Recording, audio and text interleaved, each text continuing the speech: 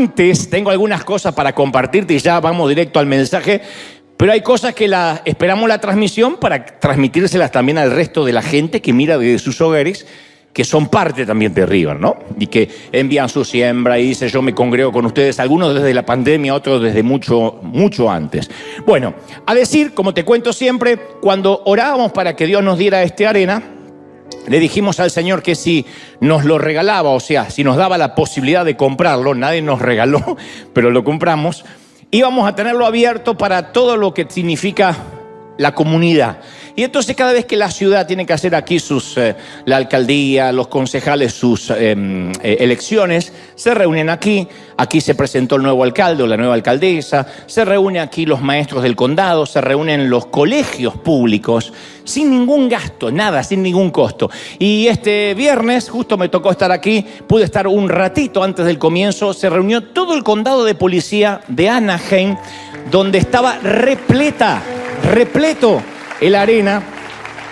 La policía montada estaba afuera. Hicieron una parafernalia, una apuesta. Había música. Era un relajo, un reventón de policías.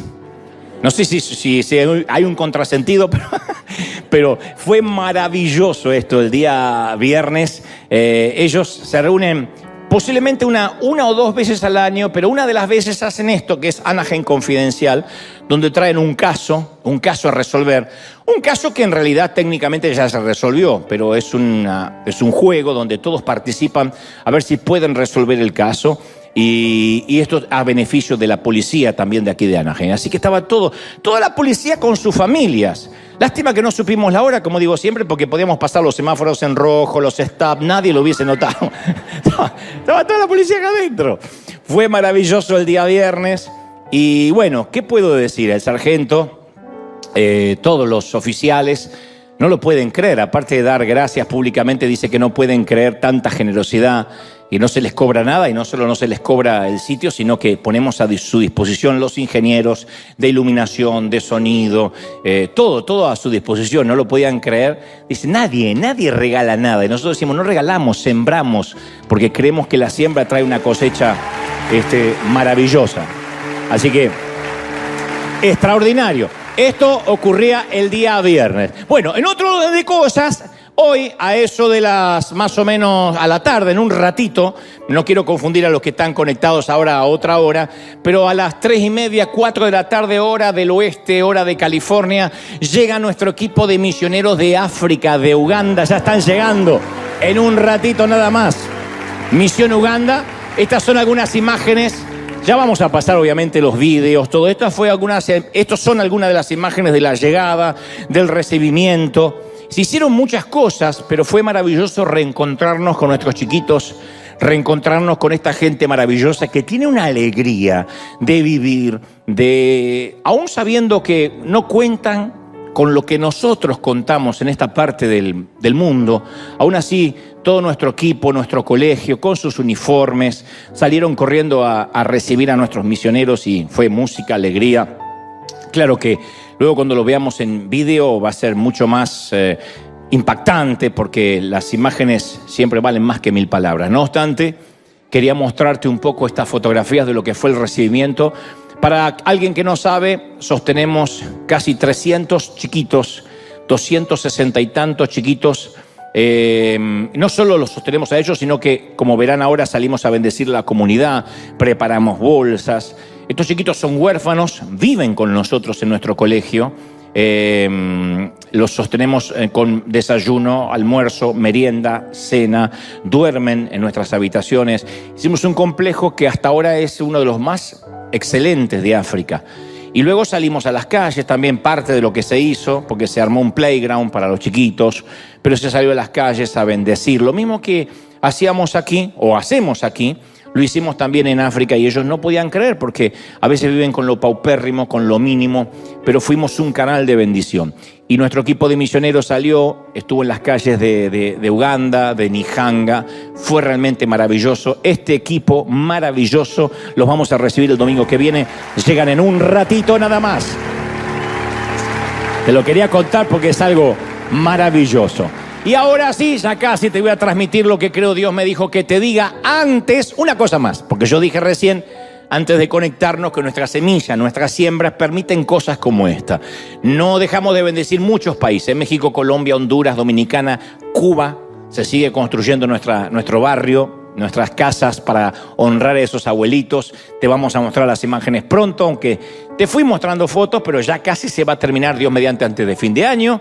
Se va a hacer River Toys en 15 o 17 países diferentes, donde vamos a repartir 1 millón de juguetes gratis al estilo River. Y acá también va a haber una fiesta.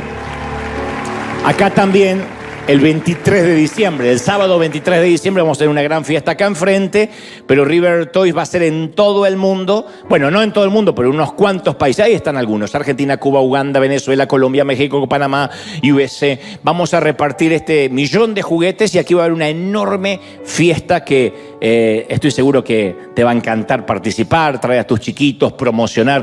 Pero bueno, entre otras cosas también vamos al humilde país, Tierra Santa, donde yo nací. Argentina. Llegamos hasta la isla Maciel, junto al equipo de Más Vida Quilmes, junto con Carly Anacondia, que es quien está llevando adelante esto. La isla Maciel es un lugar muy pobre en Argentina y llevamos bolsa con alimentos, regalos, corte de cabello, llevamos diversión para los chiquititos con un circo de un querido amigo también. Así que quiero que vean esto. Tras estas imágenes de lo que pasó en Argentina, de lo que hace tu semilla allá en mi país, en lo último de la tierra, te voy a transmitir después de esto lo que creo Dios me dijo que te diga. Mirá. Isla Maciel, con más de 10.000 habitantes, atravesada por la marginalidad, atravesada por la prostitución, separado de la capital federal del país simplemente por el riachuelo, uno de los ríos más contaminados del mundo. En otro momento, tiempo atrás, finales del siglo XX, fue un lugar muy pujante, con industria, pero por las crisis que han atravesado tantas veces, hoy hay diferentes niveles de vulnerabilidad y simplemente la gente sobrevive. Isla Maciel era conocido como un centro de prostitución, de delincuencia y de drogadicción. Yo veo un piquito de 9 años, ya que andan en la calle. 12 años sentado en la esquina jugando un juego. Lamentablemente caí en la droga y perdí casa, perdí familia, vendí hasta lo que me tenía. Yo tengo ahora una pensión que no es mucho, pero con la pensión vivo. Pero no sé cómo hago, pero Dios le pide y estoy como puedo. Toda la gente salía a revolcarse ya. Pero junta castón, junta eso, vendía aquello, trae esto. Por eso entendemos que era necesario, Iglesia River, que podamos estar acá y que de tus brazos y todo aquello que tiene que ver con ese corazón extendido pueda llegar hasta este lugar, trayendo recursos, trayendo amor, trayendo despensa, trayendo provisión y tantas cosas que le hacen bien a la familia.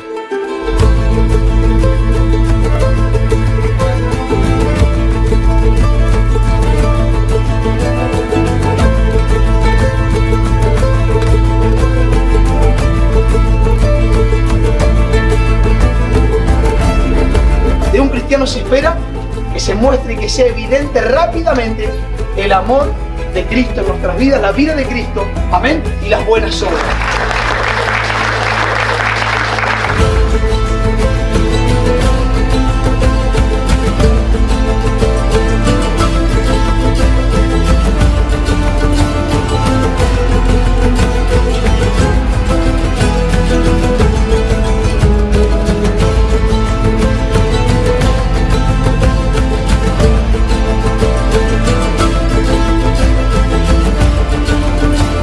Llegamos acá, desde River Iglesia, con muchísimos recursos, vinimos con despensa, abrazos, oraciones. Caramelo, un circo van a tener, la primera vez que visito en Isla Maciel. Agradecida por todo, en general, del barrio, de lo que nos están brindando. Muchísimas gracias por la alegría que nos trajeron esta tarde a la Isla Maciel. Esto va a quedar en los corazones de cada uno de los niños y niñas que están presentes acá. Gracias, Circo, por venir. Gracias por traer el circo al barrio.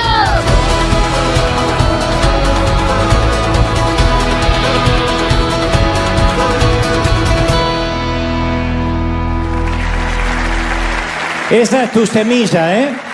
Esa es tu siembra. Gracias por ser tan generosos. Y 2 minutos más robo para aclarar. Yo decía recién, cuando hablaba de mi Argentina acerca de Tierra Santa, y bien vale la aclaración, que alguien me dijo si yo me había pronunciado, habíamos dicho algo respecto a lo que sucede en Medio Oriente, en Israel. Y yo digo siempre que los que tenemos el oído de las personas, los que Dios nos dio la enorme responsabilidad de un gran público aquí en el mundo, uno tiene que cuidarse de no ser dogmático. Entonces soy muy cuidadoso de decir, bueno, sí o sí, el Israel es el reloj de Dios y esto sucede por tal y cual cosa. A veces, en el afán de que dar una explicación, uno puede llegar a confundir más. Lo cierto es que ya sea Ucrania, Rusia, Palestina, Israel, siempre vamos a estar orando por las víctimas inocentes de cualquier guerra, de cualquier conflicto. Claro que oramos por Israel, pero no oramos más que por cualquier otro país que el día de mañana pueda estar en conflicto o en guerra. Independientemente de lo que pase a nivel escatológico, apocalíptico, nosotros siempre vamos a orar, no solo por las víctimas inocentes, por los soldados, por los muchachos que son reclutados cuando hay un conflicto y cuando nos enteramos a diario de que se cumple la palabra al decir oiréis de guerra y de rumores de guerra, de plaga, de pestilencias. Lo único que puedo decir es que Dios dice alzad los ojos al cielo, que la venida está cerca, que el fin está cerca, pero lo cierto es que siempre oramos, ¿sí? Siempre oramos. Me pronuncio o no me pronuncio en las redes, siempre nuestra oración va a ser por todos los países que están en conflicto y por los que están pasando necesidad. No hace falta ser cool, por decirlo en las redes, sino que oramos siempre sin cesar. Así que esta iglesia sí que está orando por Medio Oriente, como oramos también, no dejamos de orar por Rusia y Ucrania, que no pasó a ser una noticia vieja. Sigue el conflicto y también oramos por ello. ¿Estamos listos para lo que Dios nos va a dar, sí o no? No, hay dos o tres. ¿Estamos listos? Sí. Muy bien. En este año se cumplieron 2 décadas desde la tragedia del transbordador de Columbia, la nave insignia de la nueva flotilla de la NASA. En la mañana del 1 de febrero de 2003, cuando regresaba a la atmósfera de la Tierra, el transbordador se desintegró, a pesar de que habían hecho algunas misiones anteriores. Un trozo de puma aislante del tamaño de una maleta se había desprendido durante el lanzamiento 16 días antes y perforó una de las alas de la nave. Y el calor intenso del reingreso a la atmósfera hizo que los gases penetraran en el ala, lo cual ocasionó una catástrofe que mató a los 7 astronautas. Y los escombros cayeron a lo largo de Texas, de Luisiana, mientras que miles de personas observaban al cielo horrorizadas. Y varios años después se emitió un reporte conmovedor acerca de la destrucción del Columbia. Dicen que cuando la misión estaba en progreso, cuando todavía los astronautas estaban en el espacio, los especialistas de la NASA se preguntaban si el daño del ala sería fatal, porque lo habían notado, se habían percatado del daño del ala en el despegue. Entonces se preguntaban si iba a haber un problema en el reingreso a la atmósfera. Y el director de aquel vuelo o de aquel proyecto, un tal John Harpole, concluyó con lo siguiente. Él dijo, si el ala está dañada, ya no hay nada que podamos hacer ahora. Los astronautas están en el espacio. Entonces sugiero que no le digamos nada a la tripulación, porque no pueden hacer nada. Es mejor que tengan un vuelo feliz. No podemos preocuparlos de antemano diciéndole que podrían morir inesperadamente al reingresar a la atmósfera, porque tampoco sabemos a ciencia cierta si esto es trágico. Así que no se lo digamos. De modo que la tripulación del Columbia nunca supo que era un caso perdido antes de que su nave espacial se desintegrara a 63.000 metros por encima de Texas. Esta gente nunca se enteró que tenían una sentencia de muerte. Entonces, cuando me llega esta noticia, cuando yo me entero de este reporte, hace muchos años, esta experiencia me presentó un dilema moral, como se los presentó a ellos. Digo, ¿qué haríamos nosotros si supiéramos que la tripulación está condenada a morir y fuéramos parte de la NASA?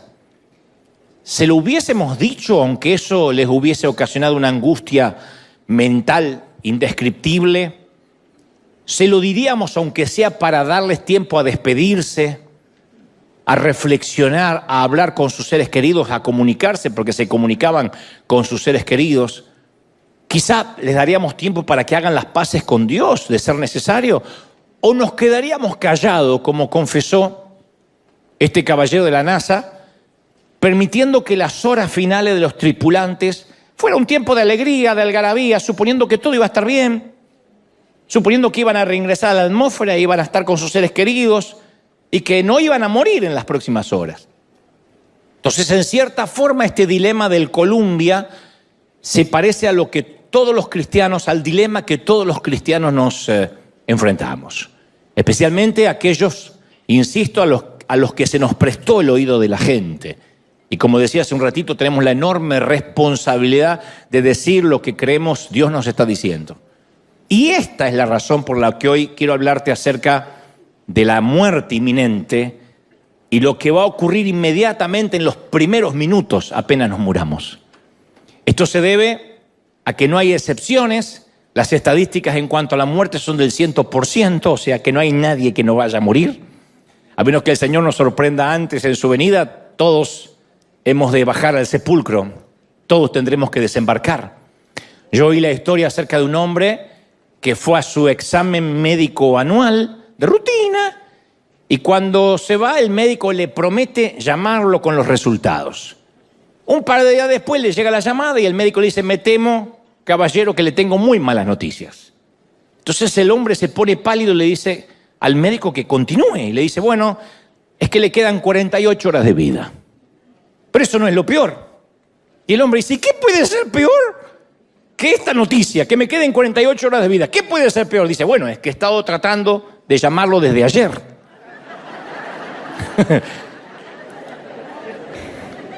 Y más allá del chiste malo, los médicos sí hacen este tipo de llamadas todos los días, pero no con algo risueño como esto, con este chiste macabro o sórdido, sino con noticias mucho más fatales, más sórdidas, ¿no? Y el tema de fondo es que acomodamos continuamente nuestra vida en torno a ignorar, evitar o reprimir el hecho más irrefutable del mundo, que todos vamos a morir y que tendremos que desembarcar en algún momento, que este vuelo se va a terminar, independientemente de la edad que tengamos. Aunque hagamos lo imposible por eludir ese acontecimiento, todos hemos de desembarcar. La pandemia durante el 2020 nos enseñó que nos recordó que la ley era pareja para todos, que no respetaba edades, estatus social, no respetaba estatus migratorio, que cualquiera podía dejar de respirar en cualquier momento. Y cuando uno tiene que enfrentarse a la muerte, a veces tiene ese temor de decir: ¿y qué es lo que va a pasar? Aunque soy cristiano, ¿qué es lo que me espera? Los egipcios hacían la misma pregunta y construían pirámides para colocar allí a sus cadáveres como una honra póstuma. Los griegos le ponían una moneda bajo de la lengua, una moneda de oro, bajo la lengua del difunto, para que el difunto pudiera pagarle al encargado de la balsa para poder cruzar el río Estigia. Decían las viudas: por lo menos el viejo no lo voy a dejar sin plata en el último momento, y le ponían una moneda. Pero la Biblia habla de otro tipo de esperanza. ¿Dónde está muerte tu aguijón?, dijo el apóstol. ¿Dónde está sepulcro tu victoria? No hay victoria en la muerte. Pablo lo dijo en 1 Corintios 15:55 y sigue siendo una realidad. ¿Dónde está el aguijón de la muerte? En realidad, la muerte no tendría que preocuparnos a los que tenemos al Señor. La Biblia, de hecho, no teme hablar de la muerte, aunque los términos son refinados en la Biblia, son poéticos. Génesis 49:29 dice: me uniré con mis antepasados. Es una linda manera de irse: me uniré con mis antepasados. Segunda de Reyes 22:20 dice: te recogeré con tus padres y serás llevado al sepulcro en paz. Y el Salmo 116:15 dice, que es el versículo que yo considero más bello de las Escrituras. Dice: al Señor le conmueve profundamente la muerte de sus santos, la muerte de sus amados. Pero de este lado del sol siempre tratamos de evitarla. En la conferencia que yo hago por el mundo en estos días, en Presidente, yo hablo en cierto momento acerca de la muerte y hablo de las frases: los eufemismos que usamos en los momentos de la muerte. Vemos al muerto ahí y siempre hay una tía que dice, ay, se lo ve tan tranquilo. Y yo siempre digo lo mismo, ¿dónde viste un muerto nervioso? Todos están tranquilos. O viene la suegra y dice, ay, se nos adelantó, que te dan ganas de decirle, vaya, alcáncelo, señora, vaya. Está tan preocupada que se le adelantó, no se preocupe, alcáncelo. Y otro dice, ay, pero qué barbaridad, qué pena, si estuve con él la semana pasada. Y dan ganas de decirle, si estaba vivo, ¿dónde está el milagro? Preocúpate si estás con él la semana que viene. En Arizona hay una compañía llamada Extensión de Vida Alcor, que es la fundación criogenética más grande del mundo, y por unos cuantos miles nos pueden congelar al momento de morir. Entonces nos van a llenar la sangre de anticoagulantes, nos almacenarán en una cápsula de nitrógeno líquido que se congelará a una temperatura de 190 grados Celsius bajo cero hasta que puedan recalentarnos como una pizza y la tecnología médica avanzada pueda curarnos de cualquier enfermedad que nos haya matado. Así que si alguien dice, quizá me voy a congelar, hay una compañía que lo hace. Para los que no les gusta pasar frío ni después de muerto, hay una compañía en Seattle llamada Genes Inmortales que ofrecen conservar nuestro ADN durante los siguientes 10.000 años para ser clonados cuando descubran cómo clonarnos. Y ofrecen una garantía de devolverte el dinero al cabo de 10.000 años si no te pueden clonar. Si algo resulta mal. Pero congelados o no, nadie puede escapar del destino final. Yo leí hace unos años que cuando los médicos, esto estoy hablando de unos quizás 50 años atrás, medio siglo, cuando los médicos percibían con claridad que la vida de algún paciente peligraba y no existía una garantía razonable de cura, entonces esa persona pasaba en el hospital o en la clínica o en el nosocomio la lista del peligro. Y esta lista del peligro era un indicador de que había cuestiones en juego que eran más profundas que las médicas, que las clínicas. Y entonces se llamaba de inmediato a un cura, a un rabino o a un pastor según las creencias del paciente para que hablara con él, para que arreglara los temas del alma. Pero actualmente, desde hace 50 años para atrás, quitaron esa lista de todos los hospitales por ley, porque descubrieron que la presencia de un clero, la presencia de un religioso, podría atemorizar al que está por morir. Así que, como en el caso del transbordador, prefieren no alertarlos que están a punto de morir. Y en vez de traerles a alguien que hable acerca de su alma, prefieren decirle que todo está bien o no hablar en todo caso, para no alertarlos. Por eso yo quiero hablar de estos primeros 5 minutos que considero que son los más emocionantes de nuestras vidas. Si yo te preguntara, ¿cuáles fueron hasta ahora tus 5 minutos, tus 300 segundos más sorprendentes, más emocionantes que has experimentado? Y hay una gran posibilidad que si pudiésemos recordar, quizás hayan sido los primeros 5 minutos al nacer. El tema es que no tenemos memoria, pero estoy seguro que nada supera esos primeros 5 minutos a cuando nacimos. Porque después de 9 meses de nadar en una placenta oscura, solitaria, de pronto descubrimos que había un mundo alrededor. Y descubrimos colores, todo junto, colores, sabores, sonidos, sensaciones, gente. No puedo creer que con esa cara ese sea mi papá y otras cosas.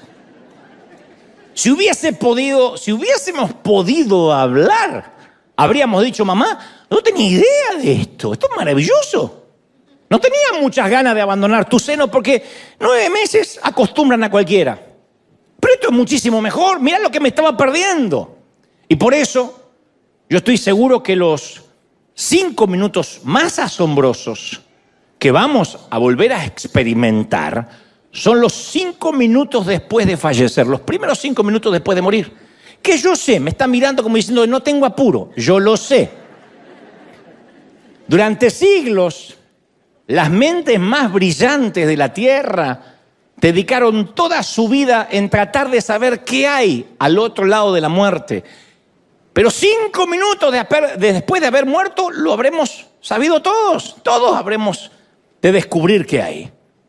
Los autores de las Escrituras dicen que para todos los seres humanos esos 5 minutos van a indicar o un destino eterno de gozo indescriptible o una pérdida indecible de mucho dolor. Yo me acuerdo a nuestro director del coro, en la iglesia donde crecí, un viejo gruñón, que no diré el nombre porque debe tener hijos y nietos. Dudo que él esté con vida todavía.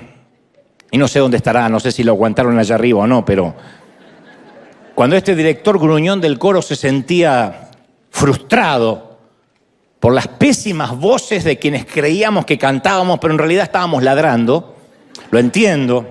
Y él, que era un eximio músico, tenía un oído absoluto, a veces perdía los estribos y decía, mejor que aprendan a cantar, porque en el cielo es lo único que vamos a hacer durante siglos.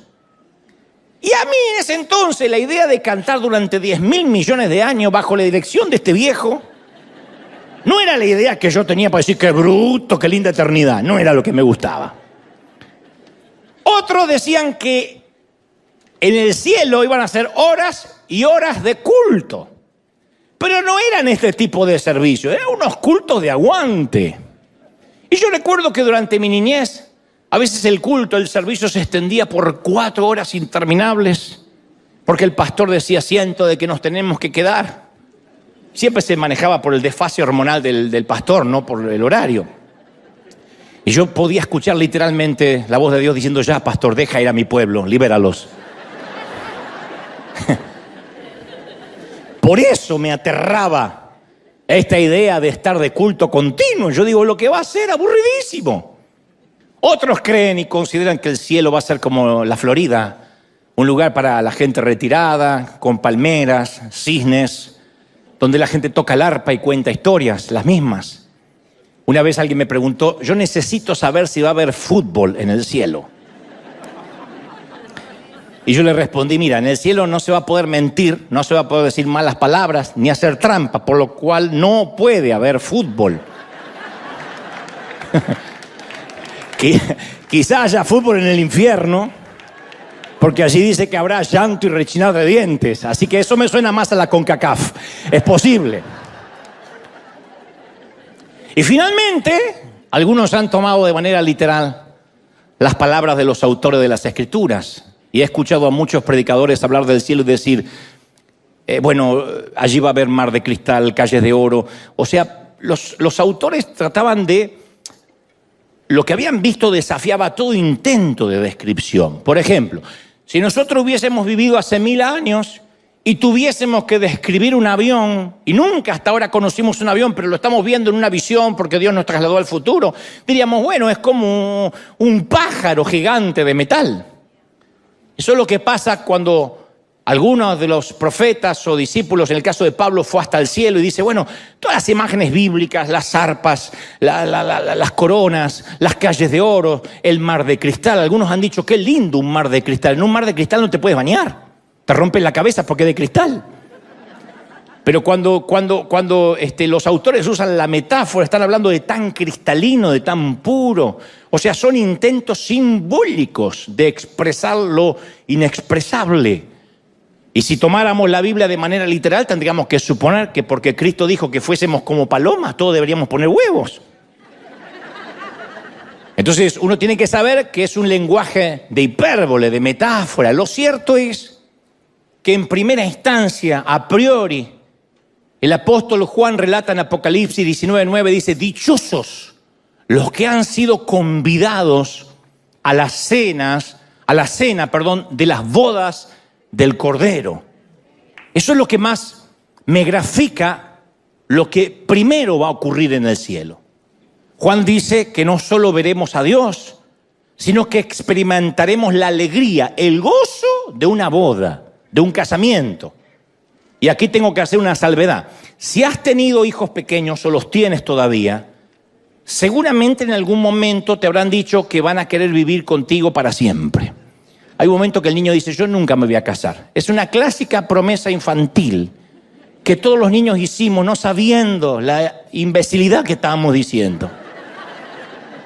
Mamá, papá, aunque yo crezca, siempre me voy a quedar aquí hasta que ustedes sean muy viejitos y yo los voy a cuidar. Todo niño hace esa promesa infantil. Y a esa edad no sirve mucho explicarles que va a llegar un día en que se querrán marchar, el día que se enamoren y quieran tener su propio hogar y quieran formar su propia familia.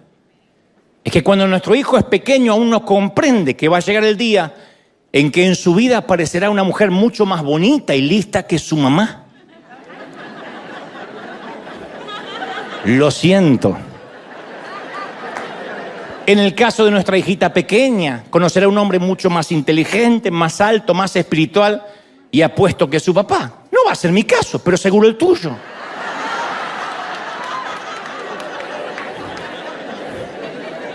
Pero en algún lugar, de alguna forma, llegará ese día. Y un día, mi niña se me acercará para decirme, papá, él es mi nuevo destino. Fui hecha para él. Tengo que estar con él, no me puedo imaginar la vida sin él. Y entonces, como yo soy un papá muy sabio, y si mi hija ya tiene suficiente edad y veo que ya pasó los 45, diré, es el momento. Entra en la vida, en el amor y en el gozo de tu Señor. Bueno, el reino de los cielos es la historia de un novio que espera a su novia, dice Juan. Y es posible que nuestra mente inmadura ahora todavía hagamos esas promesas infantiles. No, yo me quiero quedar acá y vivir muchos años. Pero ese encuentro llegará. Lo que pasa es que no tenemos idea. Todavía nadamos en una placenta oscura y creemos que esto es todo lo que hay de este lado del sol. Y decimos, no, yo me quiero quedar aquí. Pero entonces lo veremos, un día lo veremos a él cara a cara y entonces recién comprenderemos. Y entonces, como dice 1 Corintios 13:12, al que ahora vemos como en un espejo, como en un reflejo, entonces le veremos cara a cara. El que ahora conocemos en parte, lo conoceremos plenamente como Él nos conoce. Y entonces en ese momento, apenas los veamos, nos vamos a dar cuenta que Él es nuestro destino, que fuimos hechos para Él. Y ese día nos vamos a dar cuenta cuán enamorados de Él estamos, nada más que todavía no lo hemos podido ver cara a cara. Pero el tema de hoy es hablar de esos primeros 5 minutos antes de la gran boda. En esos minutos tenemos que presentar nuestro vestido de bodas limpio, impecable, limpio de cualquier imperfección, de cualquier imperceptible mancha, porque es lo que quiere una novia. Una novia no se permite caminar hacia el altar con un vestido manchado. Haría un escándalo y la comprendo. Espero toda la vida ese momento y no quisiera que en las fotografías, que en el video quede retratado la dejadez o el descuido o el desdén de su vestido. Entonces esos primeros minutos antes de la gran boda, no voy a poder utilizar el tiempo en lo que sigue después. Supongo que eso me llevará a otro mensaje. Pero antes de la gran boda habrá unos minutos de preparación para que nuestro vestido sea impecable. Yo te he contado en muchas ocasiones que mi mentor de oratoria ha sido este gran amigo y el muy estimado pastor a quien le mando un saludo ahora mismo, don Ítalo Frioli.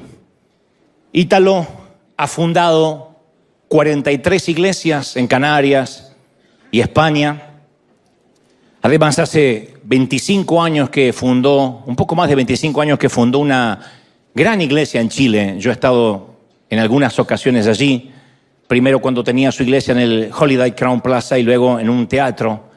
Y él además creó el primer equipo de fútbol cristiano, Osana. Yo conocí sus mensajes grabados en cassette, allá por el año 91. Si alguien ya sabe lo que es un cassette, también es hora que se vaya haciendo un examen anual de colonoscopía. Ya está en edad. El que no sabe lo que es un cassette todavía puede esperar. Y yo empecé a copiar sus sermones, Bailando con la más fea, Cerco de espinos, Don Cohen, aunque en realidad originalmente él le había llamado Don Goldstein, pero yo le llamé Don Cohen, fueron algunos de los mensajes que yo copié de manera descarada cuando lo oí. No había YouTube, no había reclamos de copyright, así que lo escuché y me enamoré de su léxico. de sus inflexiones de voz, de su impecable y plausible oratoria. No había escuchado yo un orador así en toda mi vida.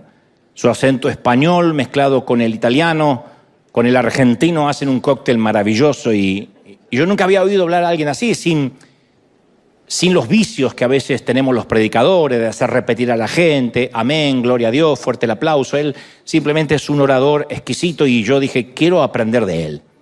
Y como todo mentor a quien uno admira, yo le he honrado públicamente cada vez que he podido, de alguna manera. Y él siempre vuelve de alguna forma a aparecer en alguno de mis mensajes. Pero hoy esta es la primera vez que hablaré específicamente, explícitamente de él y de esos primeros minutos que él estuvo en el cielo. Obviamente no se quedó en el cielo, si no ya estaría muerto, ¿no?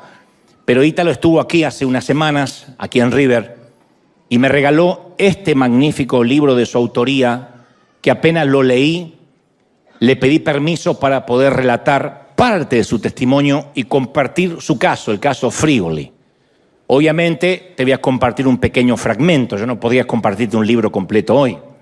Y nunca he hecho antes algo así, nunca. Con ningún otro libro, ni siquiera con los míos, con ningún otro autor. Pero el relato me conmovió tanto que supe de parte de Dios que debía compartírtelo. El libro se llama La Entrevista y está disponible hoy mismo en nuestro bookstore. Para quienes lo miran en cualquier parte del mundo a través de Amazon, lo pueden solicitar. Y yo lo quiero recomendar, endosar y desafiarte a lo que lo puedas leer, desafiarte a que lo leas sin tener que detenerte a llorar en cada capítulo. No es esta la idea de hacer un negocio, ni mucho menos, porque no es algo que me haya pedido Ítalo. Él jamás me dijo promociona mi libro, simplemente me regaló uno. Hay muchos que me hacen llegar libros de todas partes del mundo. Tengo muchos autores, amigos, que me regalan sus libros. Nunca he usado este sitio para recomendar un libro. Porque no quiero que alguien sospeche o soslaye la idea, bueno, quiere vender algo, ganar algo con esto. En primer lugar, en primera instancia, a priori yo no gano nada. Ojalá me hubiese hecho participar de esto, pero no me ha hecho participar. Y él, supongo que cobrará alguna regalía por los libros, pero no era el hecho de lo que hoy te voy a compartir. Lo cierto es que le dije, Ítalo, necesito compartir lo que tú escribiste allí en el libro. Y él me dijo, sí, me emociona, me conmueve, y quiero que la gente que te oye pueda tener una idea de lo que me pasó. Ítalo fue hospitalizado de urgencia a causa de COVID y algo sobrenatural y extraño ocurrió aquel sábado 26 de junio de 2021.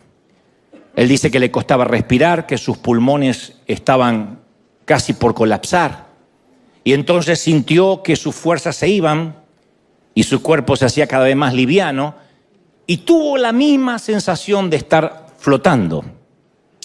Frigoli sintió que era llevado a una habitación oscura donde había una luz anaranjada que le permitía ver una puerta al frente, como recién veíamos en la portada del libro.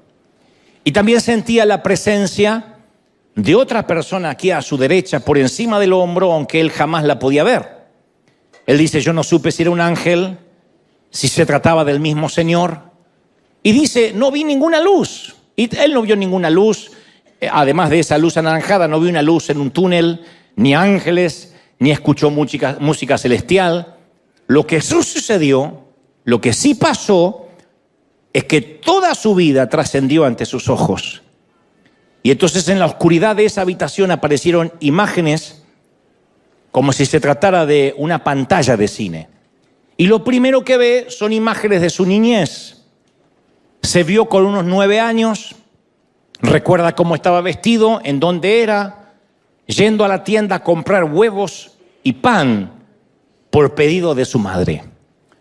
Notó que regresando a casa un huevo se le escapó de sus manos y se le rompió, así que decide regresar a la tienda y en un descuido de la dependiente roba un huevo para reponerlo. Ítalo no recordaba ese episodio de su vida. Y ese fue el principio de la entrevista que le da título al libro. Quien estaba detrás de su hombro le pregunta, ¿qué es eso? Y él empezó a decir, bueno, es una cosa de chicos, ni siquiera me acordaba. Una bobería, una chiquillada. Y la voz le dijo, ok, entonces eres un ladrón. Ítalo insistió que no era un ladrón. Dijo, no, yo no soy un ladrón, solo repuse un huevo. Y entonces comenzaron a aparecer imágenes de otros momentos en su vida en los que se quedó con algo que no le pertenecía. Cuando era joven se encontró con una billetera en un restaurante y en lugar de entregarla, se quedó con el dinero que había dentro. Y otras ocasiones en que había hecho esas pequeñas cosas que casi no recordaba. No era un robo a mano armada, no había entrado nunca a un banco, nunca había metido las manos en un bolsillo ajeno, pero sí esos pequeños descuidos que a veces cometemos. Y el Señor le volvía a decir, o esa voz le volvía a decir, entonces tú eres hasta que tuvo que admitir que era un ladrón. E inexorablemente aparecieron más imágenes de su vida. Porque todo pecado no confesado por más insignificante y pueril que parezca, aparece en esa pantalla. Todo pecado que él nunca dijo, que nunca puso bajo la sangre de Cristo, empezó a aparecer en esa pantalla. Y comenzó a sentir Ítalo una enorme vergüenza. Él no quería que el Señor o que ese ángel viera esas imágenes. Y dice, aparecieron escenas de mi juventud, mentiras, algunos chistes con doble sentido que a veces uno hace entre caballeros, entre hombres, que él no le había dado mucha importancia, pero estaban ahí en esa pantalla con lujo de detalles. Y una y otra vez la voz le preguntaba, ¿y eso qué es? Y mi querido mentor tuvo que comenzar a contestar con el nombre explícito que Dios le da a cada pecado. ¿Cómo le llamas a eso? Eso es mentira. Y aquello es engaño. Eso es enojo. Eso es una mala palabra. Bueno, es que a veces hablamos así los hispanos. No. ¿Cómo le llamas a eso? Blasfemia. Eso es lujuria. Eso es robo. ¿Qué es aquello? Odio. Eso es ira. Esto es resentimiento. Esto es envidia. Esto es falta de perdón. 1000 imágenes y se le pidió que lo diga con el nombre indicado. Ítalo resalta que a esta altura su espíritu comenzó a tener un dolor que no podía describir con palabras. Él dice, ningún dolor físico se parece a lo que yo sentí en mi espíritu. Y él rogaba que la entrevista se terminara de una vez. Pero empezó a ver los momentos de violencia, de ira. Se podía escuchar a sí mismo maldecir e insultar. Por ejemplo, se vio en medio de un partido de fútbol. Yo te dije que él fue el creador de un gran equipo en Chile llamado Osana. Y él es un gran futbolero, un gran seguidor, fan del fútbol. Y él vio como miles, en la pantalla, como miles de personas gritaban obscenidades contra un mal arbitraje. Le gritaban al árbitro que se muera y se acordaban de su familia. Y él vio cómo él se unió a esos gritos en medio de la euforia. Pero de pronto, de alguna forma, se le bajó el volumen a todo el resto del estadio para que solo pudiera escucharse su voz, su insulto al árbitro. Todo el estadio muteado y apareció su voz. Y luego aparecieron los momentos en que deseó la muerte a alguien. Vio las ocasiones en que mientras conducía maldijo a otros conductores. Se recordó, apareció en la pantalla cuando una mujer que cree que maneja hizo una maniobra imprudente y él le insultó con palabras y gestos. Cuando Ítalo me contaba esto y yo pensaba en mis chinos, a esta altura dije, no tengo posibilidad. Y el Señor o la voz le preguntó, ¿qué es eso? Y él quería decirles que eran palabras que se lleva el viento, que no significaban nada. Él es de descendencia italiana y los italianos siempre parece que están gritando o moviendo las manos ampulosamente. Es una costumbre también argentina. Pero no pudo excusarse. Le recordó a Mateo 12:36 que dice la palabra, más yo digo que de toda palabra ociosa que hablen los hombres, de ella darán cuenta en el día del juicio. Entonces, ¿cuántos de nosotros hemos deseado el mal a alguna persona en algún momento? Tan solo lo hemos pensado, hemos dicho, bueno, ya le va a ir mal. Como hizo las cosas, no merece que les hagan las cosas bien. Ya voy a ver cómo cae. Siéntate en el umbral de tu puerta y verás pasar el cadáver de tu enemigo. Lo decimos como si fuera un proverbio bíblico. Dudo que se recupere de esa enfermedad. Está pagando lo que hizo. Y esas palabras Esos pensamientos se empezaron a reflejar en la pantalla. E inmediatamente le vino a la mente Mateo 5:22 cuando Cristo dijo: pero yo digo que cualquiera que se enoje contra su hermano será culpable de juicio. Y cualquiera que le diga necio a su hermano será culpable ante el concilio. Y cualquiera que le diga fatuo, que es lo mismo que decir torpe, imbécil, menso, quedará expuesto al infierno de fuego. No es esta una ley mosaica, no es la ley de un viejo profeta, es el Señor. El Señor puso a la ira, al enojo, a las palabras insensatas, al mismo nivel que el asesinato, porque todo eso se origina en el corazón. Y nosotros lo tomamos como algo liviano, decimos, bueno, uno dice tantas cosas, pero Dios sabe que de la abundancia del corazón habla la boca. Y también en aquella entrevista Ítalo oyó con su propia voz hacer promesas que nunca cumplió. ¿Cuánto hemos hecho promesas que no cumplimos? Tal vez nosotros nos olvidamos, pero no Dios. Hay personas que dicen, si Dios me da este empleo, yo prometo diezmar fielmente. Y luego Dios los bendice, diezman un par de veces y luego se olvidan, ya está.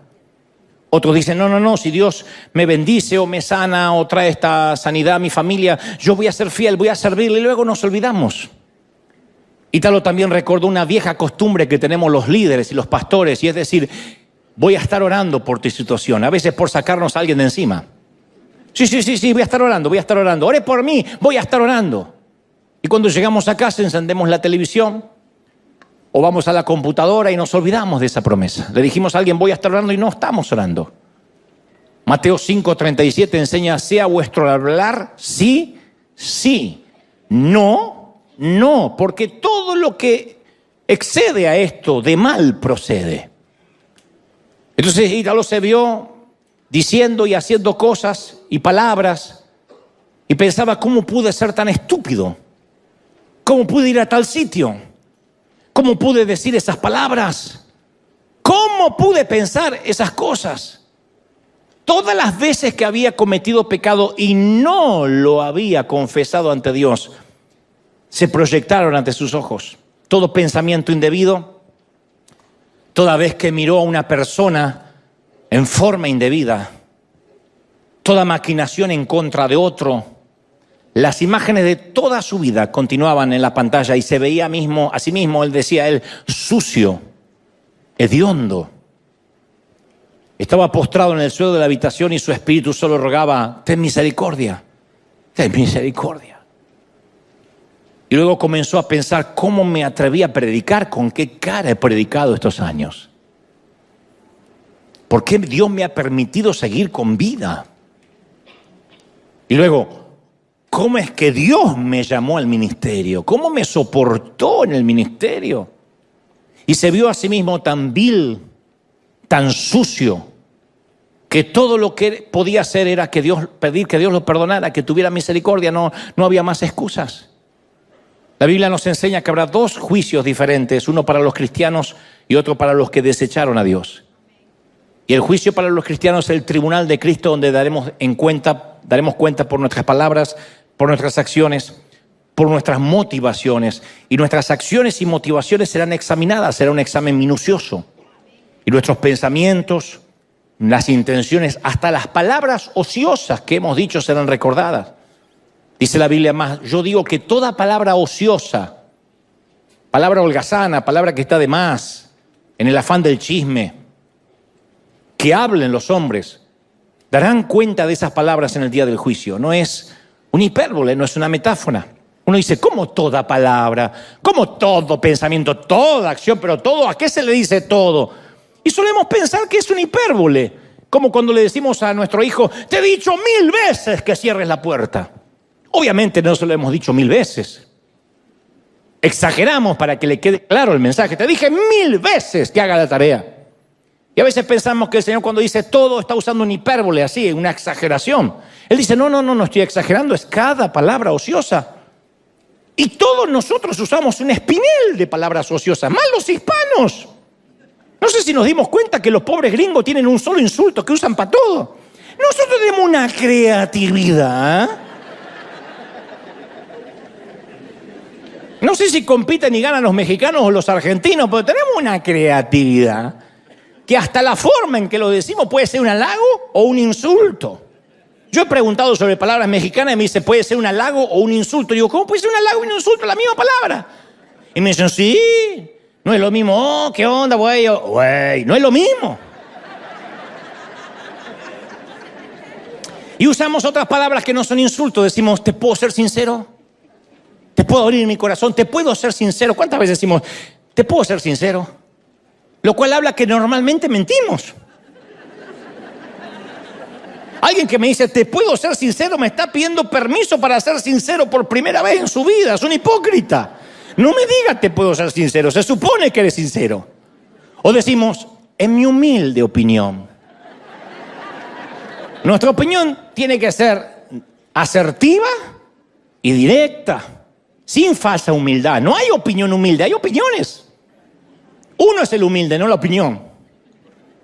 Soy humilde y te doy una opinión, o soy un orgulloso y te doy una opinión, pero la opinión es la opinión. O la famosa, ¿te puedo decir algo sin que te enojes?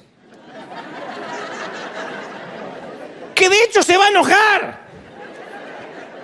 Porque no hay peor cosa que intentar controlar las emociones del otro. Te voy a decir algo y estoy esperando y dando por sentado que no te vas a enojar. ¿Quién soy yo para manejar tus emociones? Si tengo que decir, te puedo decir algo sin que te enojes, es porque yo sé que eso te va a herir. O mínimamente te va a enojar. Ay, sí, no me enojo, estás más gorda. ¿Qué te va a decir? Palabras ociosas. Como dicen en las redes, con todo respeto. Con todo respeto, deje de predicar boberías o se va a ir al infierno. Con todo respeto. Si tenemos que anteponer con todo respeto, es porque no tenemos nada de respeto. El respeto no se anuncia. El respeto se tiene o no se tiene. Si yo te tengo que decir con todo respeto, el respeto no se anuncia. El respeto se tiene o no se tiene. O el popular, ¿dicen qué? Dicen que... ¿Quiénes dicen? Dicen que esto que pasa en Israel, dicen que la pandemia, ¿quién? Dicen, ¿qué noticia? En internet. O tenemos fuentes fidedignas, o estamos hablando de chismes, repitiendo rumores baratos. Y el Señor dice, toda palabra daremos cuenta. Habacuc dice, el profeta dijo que ni siquiera Dios puede mirar el pecado. Ezequiel es aún más directo y dijo, el alma que pecare, esa morirá. Y en el cielo no puede entrar sombra de pecado. A las bodas del Cordero no puede entrar sombra de pecado, porque eso traería muerte y en el cielo no hay cementerios. Y como en el cielo no hay cementerios, no puede entrar por esa puerta que veía Ítalo sombra de pecado. Pero ¿qué hacemos nosotros en nuestra vida cristiana? Lo relativizamos. Decimos, bueno, Él conoce mi corazón. Juzgamos al otro por sus acciones, pero nos autojuzgamos por las motivaciones. Decimos, ¿cómo pudo hacer tal cosa? Pero tú hiciste lo mismo. No, pero yo no quise hacerlo. Yo lo hice de corazón. O decimos, yo no vivo bajo la ley, vivo bajo la gracia. Pero terminan siendo excusas banales, porque a veces tenemos más temor de ser descubiertos por el pastor que por Dios. Y creemos que Dios es nuestro Padre, pero no creemos que es nuestro juez. Y entonces tratamos de pasar por la vida negociando con nuestros pecados. Y entonces esto se debe a que pensamos que porque alguna vez hicimos una oración del pecador, todos los pecados que cometamos de ahora en más ya no importan. Es cierto que el Señor murió por los pecados que hicimos, por los que estamos cometiendo ahora y por los que vamos a cometer, pero eso no nos exime de confesar y pedir perdón. Soy hecho nueva criatura cuando llego a Él y a partir de ahí, todos los días, tengo que presentarme ante el Señor y cubrirme con la gracia. Claro que este es un mensaje de gracia, pero la gracia no viene por sí sola si yo no sé que estoy infringiendo la ley. Pablo dijo, ¿cómo valoraréis la gracia si no conocéis la ley? Si uno no sabe qué ley está infringiendo, la gracia no le va a tener ningún valor. Pasa como con nuestros hijos criados en este país. Si la mayoría no sabe lo que es la pobreza y no sabe lo que es la escasez, ¿cómo se va a transformar en un niño agradecido por lo que tiene? Lo más probable es que dé por sentado todo y que crea que el mundo le debe algo. Y hay muchos que no saben lo que están transgrediendo. No saben lo que hicieron. Por consecuencia, pisotean la gracia, porque la gracia para ellos no significa nada. Si tú no sabes que tienes cáncer, no vas a valorar el tratamiento contra el cáncer. Te da lo mismo si nunca supiste que tenías metástasis. Pablo dice, si no sabes qué ley estás infringiendo, la gracia no hace sentido. Pero nosotros llegamos a la iglesia y hacemos en alguna ocasión la oración del pecador, o le dicen la oración del penitente. Todos los que seguimos a Cristo, en algún momento hemos hecho esas palabras, hemos dicho esas palabras, Señor, perdóname, te recibo como mi Salvador. Pero esa oración nos da el privilegio de ser hijos, pero luego Dios, a partir de ese día, espera que si volvamos a cometer errores, confesemos nuestros pecados de manera específica. Primera de Juan 1:9 señala, si confesamos nuestros pecados, Él es fiel y justo para perdonarlos y limpiarnos de toda maldad. No tienes que vivir con culpa. ¿Cuál es la llave? La confesión. Y Salmos 32:5 dice, confesaré mis transgresiones a Jehová y tú perdonarás la maldad de mi pecado. Proverbios 28:13 agrega, el que encubre sus transgresiones, el que las tapa, no va a prosperar. Mas el que las confiesa y las abandona, obtendrá misericordia.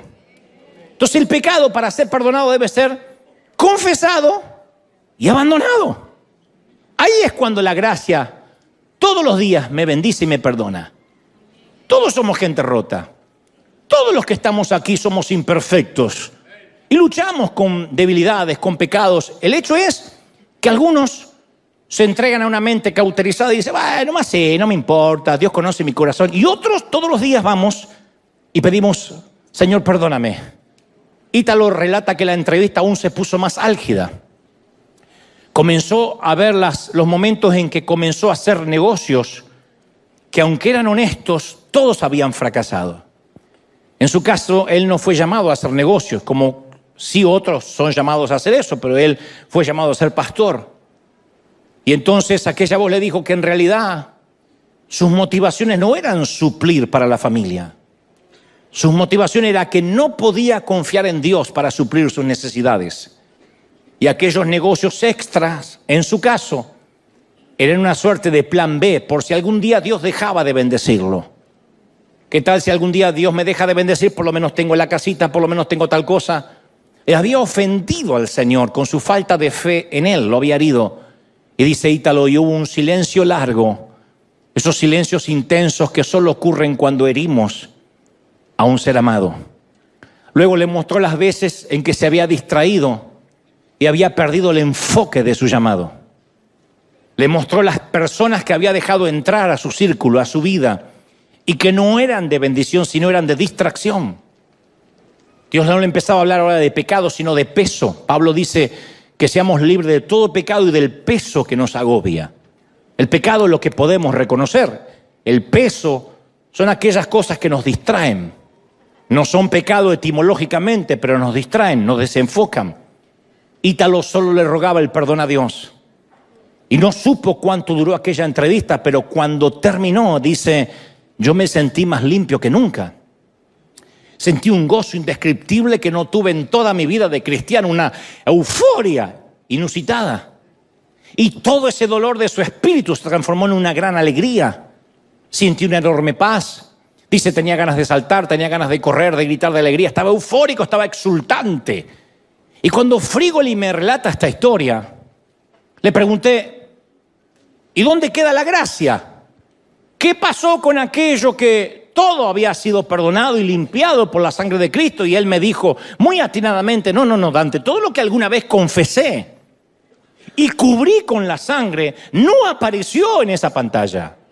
Yo tenía muchos más pecados, pero eso no apareció, no estaba borrado.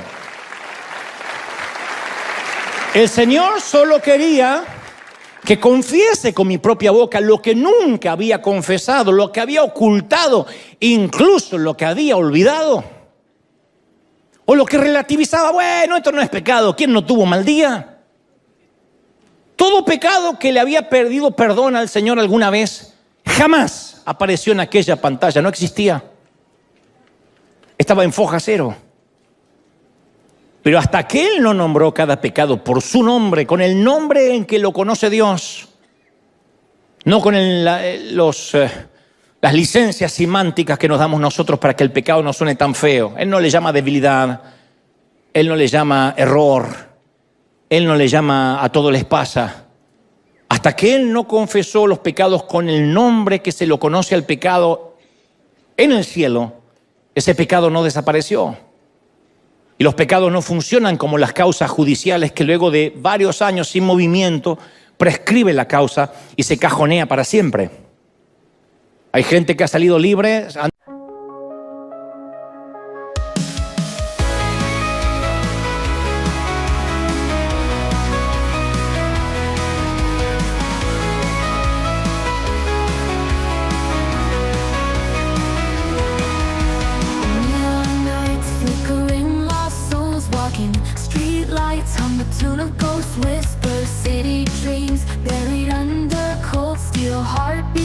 Through empty alleyways, shadows dance in holographic twilight. Silent screams beneath the cracked surface. Electric scars on concrete veins pulsing.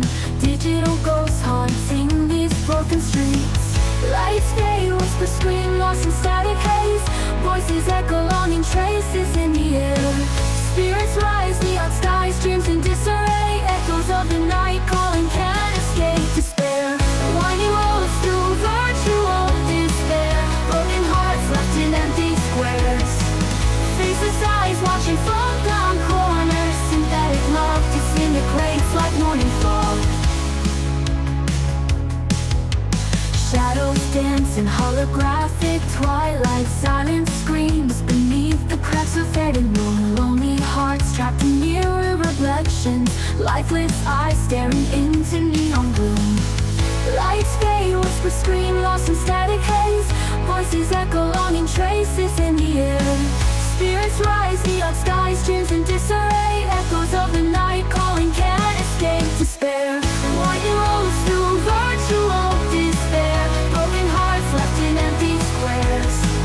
Faceless eyes watching from down corners. Synthetic love disintegrates like morning fog. Flicker in the distance, a warmth breaks the night. A single bloom pushing through cracked concrete, a fight for something real, touch, a connection untold. A melody breaks the silence, a story to unfold. A ragged voice, a lone guitar, a song in the square, singing of hope of breaking free, a dream to repair.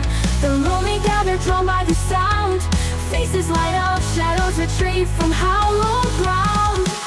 Lights flicker, whispers rise above the static fight. Voices join the chorus, the symphony takes flight. Spirits soar, neon sky, dreams ignite the night. Echoes of the night calling, can it still us in the light?